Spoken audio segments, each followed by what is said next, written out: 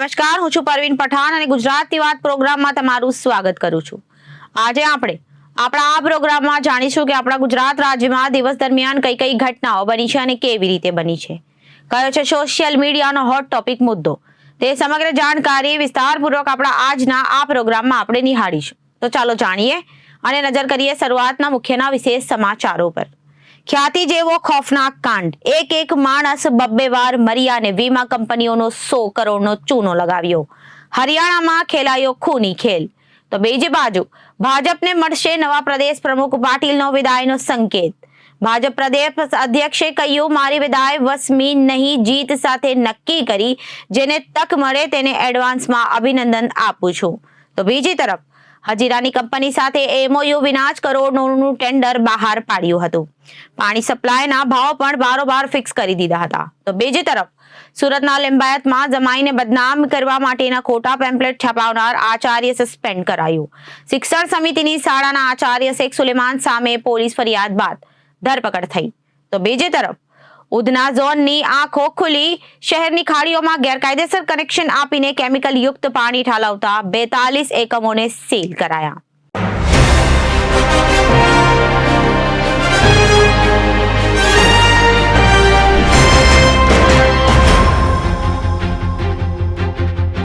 ખ્યાતિ હોસ્પિટલ કાંડમાં ઘોડા છૂટા ગયા પછી પોલીસ તબેલાનો તાળા મારવા નીકળી છે।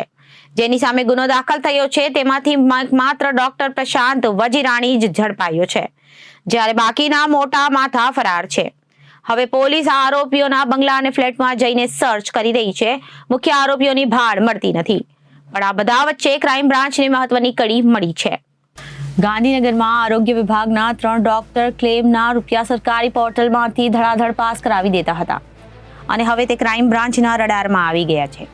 આ સિવાય પણ ખ્યાતિકાંડમાં પોલીસને એક પછી એક ઘણી માહિતી મળી છે। ક્રાઇમ બ્રાન્ચે તમામ ફાઇલ, મોબાઈલ, મેસેજ, અગત્યના ડેટા તપાસતા જાણવા મળ્યું છે। ગાંધીનગર આરોગ્ય વિભાગમાં ફરજ બજાવતા 3 ડોક્ટર્સ ખ્યાતિકાંડમાં ભણેલા હતા। અત્યારે આ ડોક્ટર્સ ક્રાઇમ બ્રાન્ચના રડારમાં છે અને તેના પર વોચ રાખી રહી છે। ટૂંક સમયમાં તેમને ઝડપી લેવામાં આવશે। આ ડોક્ટર્સનું કામ એ હતું કે ખ્યાતિ હોસ્પિટલમાંથી પીએમજે યોજનાના રૂપિયા પાસ થાય તેને સરકારી પોર્ટલમાંથી તરત જ પાસ કરાવી દેવાના હતા। ખ્યાતિમાંથી એ ડોક્ટર્સને જાણ થઈ જતી અને આ 3 ડોક્ટર્સ તરત ક્લિક કરીને ક્લેમ પાસ કરાવી દેતા। આમાં ડોક્ટરનું કમિશન કેટલું હતું અથવા તો ખ્યાતિના ફાઇનાન્સર દ્વારા તેને આ કામ માટે કોઈ મોટી અમાઉન્ટ અપાતી હતી કે કેમ, તે અંગે પણ તપાસનો દોર લંબાવાયો છે। ટૂંક સમયમાં આ 3 ડોક્ટર્સ ફરતે ગાડીઓ કસાશે। ખ્યાતિકાંડમાં ફરાર મુખ્ય આરોપી ચિરાગ રાજપૂતનું નામ પણ છે। તેનો પરિચય AMHP ઇન્ડિયા ફાઉન્ડેશનની વેબસાઇટમાંથી મળી આવ્યો છે, જેમાં તેનું ડેઝિગ્નેશન ખ્યાતિ હોસ્પિટલના ડાયરેક્ટર અને પ્રમોટર તરીકે દર્શાવ્યું છે। મકરબામાં કોર્પોરેટ રોડ પર બ્લુ રિવેરા એપાર્ટમેન્ટ રહેતો ખ્યાતિ હોસ્પિટલનો CEO ચિરાગ રાજપૂત ફરાર છે। પોલીસે તેને શોધી રહી છે। શરૂઆતમાં પોલીસ તપાસમાં એવું બહાર આવ્યું કે ચિરાગ રાજપૂત ફરાર થઈને અમદાવાદથી રાજસ્થાન સુધી ગયો હતો, પછી તેનો ફોન સ્વિચ ઓફ કરી દીધો હતો। એટલે પોલીસને ચિરાગ રાજપૂતનું છેલ્લું લોકેશન રાજસ્થાન મળ્યું છે। આમાં 2 શક્યતા છે। એક એ કે ચિરાગ રાજપૂત રાજસ્થાનથી ઉત્તરાખંડ કે દિલ્હી કે નેપાળ તરફ ગયો હોય ને બીજી શક્યતા એ કે પોલીસને ભમરાવવા માટે ચિરાગ રાજપૂત રાજસ્થાન સુધી ગયો હોય અને ફોન સ્વિચ ઓફ કરીને પાછો અમદાવાદ તરફ આવીને દક્ષિણમાં સુરત કે મહારાષ્ટ્ર તરફ નીકળી ગયો હોય। મુખ્ય લોકો સામે પોલીસ ફરિયાદ થઈ તે તમામ ફરાર થવામાં સફળ રહ્યા। તેના માટે વસ્ત્રાપુર પોલીસની ઢીલી નીતિ જવાબદાર છે। ક્રાઇમ બ્રાન્ચે ખ્યાતિ હોસ્પિટલમાંથી એન્જિયોગ્રાફી સીડી મેડિકલ ફાઇલો જપ્ત કરી છે। તે તમામ દસ્તાવેજો ચેક કરવા માટે પોલીસે સરકાર પાસેથી આરોગ્ય વિભાગની 6 ડોક્ટરોની ટીમ માંગી હતી, જેથી તપાસ તેની બની શકે, પણ સરકાર પહેલા એક ડોક્ટરોને ગજેન્દ્ર દુબેને તપાસ માટે નિયુક્ત કર્યા, પછી બીજા ડોક્ટર આપ્યા ને બાકીના 4 ડોક્ટર ફાળવવાના હતા। ત્યાં સોમનાથના સરકારની ચિંતન શિબિર આવી ગઈ, એટલે કે આ કાર્યવાહી અટકી પડી। ચિંતન શિબિર પૂરી થઈ ગયા પછી ત્યાં વચ્ચે રવિવાર આવી ગયો।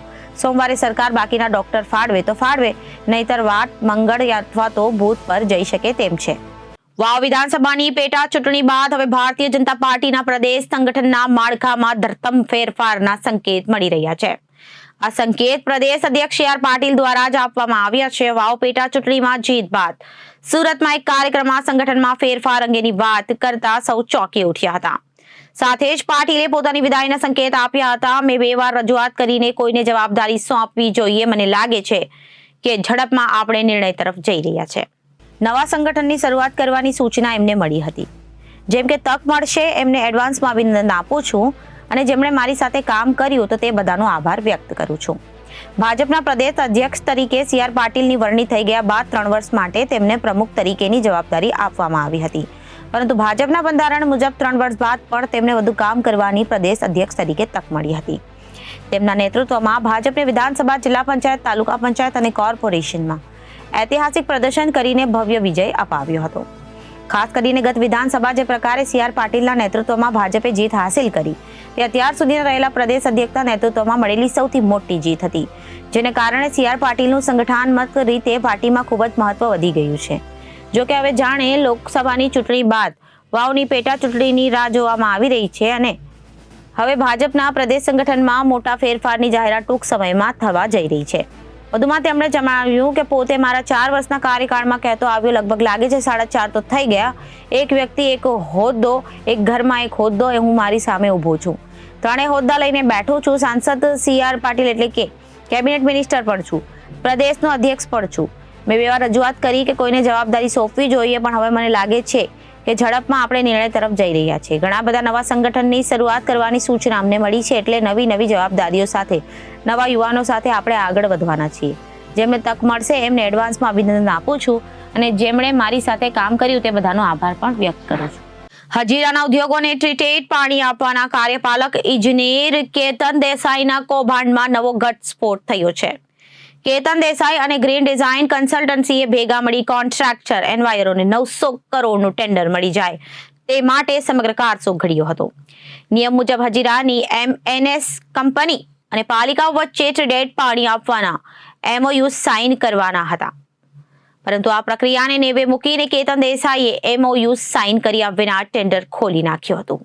એટલું જ નહીં, ટેન્ડર જાહેર કરતા પહેલા ટ્રીટેડ પાણી ઉદ્યોગોને આપવાના પ્રોજેક્ટને અંદાજ કન્સલ્ટન્સી સાથે ભેગા મળી નક્કી કરવાનું હતું. તે સમયે કેતન દેસાઈ અને કન્સલ્ટન્સીએ ટ્રીટમેન્ટ પ્લાન માટે બનાવવા પડતા સંપનો ઉલ્લેખ પ્રોજેક્ટના અંદાજમાં કર્યો જ ન હતો, પરંતુ ટેન્ડર જાહેર કર્યું ત્યારે તેમાં 300 કરોડના સેમ્પનો ઉલ્લેખ કરીને ટેન્ડર બહાર પાડ્યું હતું. આટલેથી કારસો અટકતો નથી, પરંતુ ટેન્ડર બહાર પાડ્યા પછી પ્રક્રિયા પ્રમાણે સ્ટેન્ડિંગ કમિટીમાં દરખાસ્ત કરવામાં આવે છે અને તેમાં 300 કરોડના સ્ટમ્પને હટાવી દીધો છે. પાણી સપ્લાય કરવા માટે કિલોમીટર અને ભાવ પાલિકાએ નક્કી કરવાના હતા, પરંતુ આ કિસ્સામાં green design consultancy Ketan Desai સાથે મળી ₹48નો ભાવ પણ બારોબાર ફિક્સ કરી દીધો હતો અને કોન્ટ્રાક્ટર અને એન્વાયરોને ટેન્ડર મળે તેની ગોઠવણ પણ કરી દીધી છે. ટેન્ડર બહાર ભરનાર 2 કંપની, જેમાં લેઓસ્ટ ટેન્ડર અને એન્વાયરો ભાગે જ જતું હતું. જો કે આ પહેલા કમિશનરે સમગ્ર કૌભાંડ પકડી લેતા આખો પ્રોજેક્ટ અટકી ગયો છે. સરકારી તિજોરીને થતું કરોડોનું નુકસાન પણ અટકી ગયું છે. એન્વાયરો લાભ આપવા ટેન્ડરમાં પ્રી ક્વોલિફિકેશનના ક્રાઇટેરિયા ગાઈડલાઈન મુજબ ન આપતા કૌભાંડમાં મંજૂર કરાવ્યો ન હતો. ટેન્ડર વખતે વધુ મૂકી દેવામાં આવતા ગયા બાદ દરખાસ્ત રજૂ કરતી વખતે કાઢી નાખવામાં આવ્યો હતો, જેથી તપાસ દરમિયાન શંકા ઘેરી બને અને ખરેખર માર્કેટ રેટને ધ્યાને લઈ ડિસ્કાઉન્ટ હોવું જરૂરી છે. 2022માં ગ્રીન ડિઝાઇનને કન્સલ્ટન્સી સોંપાઈ હતી. તેણે કમિશનરની મંજૂરી વગર અને શાસકોને પણ જાણ કર્યા વગર હજીરાઓના ઉદ્યોગો સાથે ભાવતાલ કરી નાખ્યા, જેમાં કન્સલ્ટન્ટ ગ્રીન ડિઝાઇનને કોન્ટ્રાક્ટર એએમએનએસ કંપનીને ₹48 ભાવ હજી નક્કી કરવાના બાકી હતા. એન્વાયરો, બીટેક અને એમ્બેન ટેન્ડર ભરાયા હતા. તપાસમાં વિજિલન્સ વિભાગે જણાવ્યું કે 2 ટેન્ડરો આવ્યા હતા, જેમાં એન્વિરો અને વીએટેક એજન્સીના ટેન્ડર હતા, જેમાં ₹48 પ્રતિ કિલો લીટરની રેટ ફિક્સ કરીને ટેન્ડર મંજૂર કરવાની કોશિશ કરવામાં આવી હતી, જેમાં L1 એટલે કે લોએસ્ટ તરીકે એન્વાયરો હતી. સુરતના લિંબાયતમાં જમાઈને બદનામ કરવા માટે ખોટા પેમ્પલેટ છપાવનાર આચાર્ય સસ્પેન્ડ કરવામાં આવ્યા છે. શિક્ષણ સમિતિની શાળાના આચાર્ય શેખ સુલેમાન સામે પોલીસ ફરિયાદ બાદ ધરપકડ થઈ હતી. થોડા દિવસ અગાઉ લિંબાયતમાં ધાર્મિક લાગણી દુભાવતા પેમ્પલેટ ફરતા થયા હતા. સુરતના લિંબાયતમાં જમાઈને બદનામ કરવા માટે ખોટા પેમ્પલેટ છપાવનાર આચાર્ય સસ્પેન્ડ કરવામાં આવ્યો. શિક્ષણ સમિતિની શાળાના આચાર્ય શેખ સુલેમાન સામે પોલીસ ફરિયાદ બાદ ધરપકડ થઈ હતી. થોડા દિવસ અગાઉ લિંબાયતમાં ધાર્મિક લાગણી દુભાવતા પેમ્પલેટ ફરતા થયા હતા, જેમાં લિંબાયતની શિક્ષણ સમિતિના શાળાના આચાર્ય જમાઈને બદનામ કરવા માટે પેમ્પલેટ ફરતા કર્યા. આ અંગે લિંબાયત પોલીસે શિક્ષણ સમિતિ શાળા ક્રમાંક 234ના આચાર્ય શેખ સુલેમાન ચાંદની ધરપકડ કરી હતી. આ મામલે ભારતીય ગૌરક્ષા મંચ દ્વારા આચાર્યને સસ્પેન્ડ કરવા માટે શિક્ષણ સમિતિને આવેદનપત્ર આપી ભલામણ કરી હતી, જેમાં આચાર્ય કક્ષાની વ્યક્તિ દ્વારા સમાજમાં વમનસ્ય ફેલાયું છે. આ વ્યક્તિને હોદ્દા પરથી બરખાસ્ત કરવા માટે રજૂઆત કરવામાં આવી હતી, જેને લઈને શાસન અધિકારી દ્વારા આચાર્યને સસ્પેન્ડ કરવામાં આવ્યા છે.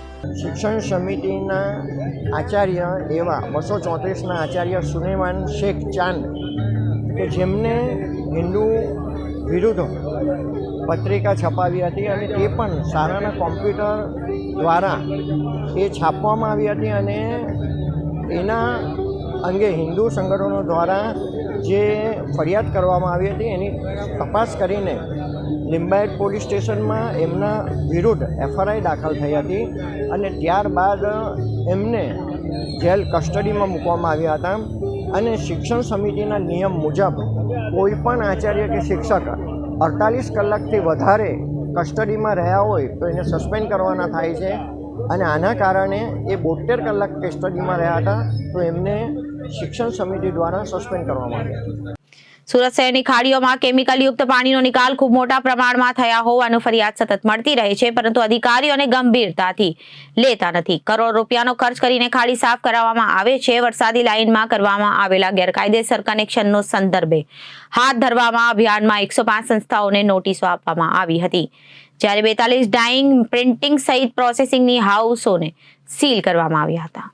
દિવાળી પહેલા ઉધના ઝોન વિસ્તારમાં આવેલ ખાડીઓમાંથી ગેરકાયદેસર ડ્રેનેજ કનેક્શન થકી પાણીની નિકાલની ફરિયાદો પગલે શાસ્ત્રીનગર વ્હાઇટ હાઉસ અને મારુતિ ઇન્ડસ્ટ્રીયલ એસ્ટેટમાં સઘન તપાસ હાથ ધરાતા 105 એકમોને નોટિસ પાઠવવામાં આવી હતી, જેમાં વ્હાઇટ હાઉસમાં સૌથી વધુ 97 એકમો ઝડપાયા હતા, જેમને સીલિંગની કામગીરી પૂર્ણ કરવામાં આવી છે. પ્રિન્ટિંગ હાઉસો દ્વારા પણ મહાનગરપાલિકાની ડ્રેનેજ લાઇનને બદલે કેમિકલયુક્ત પાણી બારોબાર સ્ટ્રોમ લાઇનમાં છોડી દેવામાં આવતું છે. આ પ્રકારની ન્યુસન્સને પગલે મહાનગરપાલિકા દ્વારા છાસવારે અભિયાન હાથ ધરવામાં આવતું હોય છે અને જવાબદાર એકમો વિરુદ્ધ દંડાત્મક કાર્યવાહી પણ કરવામાં આવતી હોય છે. ખાસ કરીને લિંબાયત, ઉધના અને કતારગામ ઝોનમાં તપેલા ડાઇંગના સંચાલકો દ્વારા કેમિકલયુક્ત પાણીના નિકાલની સમસ્યા જોવા મળી છે. સુરત શહેરની અંદર અનેક ઔદ્યોગિક ગૃહો એવા છે જેઓ ગેરકાયદેસર રીતે ખાડીઓમાંથી તાપી નદીમાં કેમિકલયુક્ત પાણી ઠલાવી દેતા હોય છે, પરંતુ અધિકારીઓની લાલિયાવાડીને કારણે તેમની સામે શિક્ષાત્મક પગલાં લેવાતા નથી. ડ્રેનેજ કમિટીના ચેરમેન દ્વારા થોડી સક્રિયતા દાખલાની સાથે જ કાર્યવાહી શરૂ કરી દેવામાં આવી છે. સુરતના કતારગામ, લિંબાયત, ઉધના અને પાંડેસરા વિસ્તારમાં આ પ્રકારના અનેક કનેક્શનો ગેરકાયદેસર ચાલી રહ્યા છે. તેમની તપાસ કરવામાં આવી અને તેમની સામે કાર્યવાહી કરવામાં આવે તો સુરત મહાનગરપાલિકાના કરોડો રૂપિયાનો વેડફાટ થતો અટકાવી શકાય તેમ છે. તો અત્યારે ગુજરાતની વાતમાં વિરામ લઈએ. વધુ સમાચારો જોવા માટે જોતા રહો જનાદેશ ન્યૂઝ. નમસ્કાર.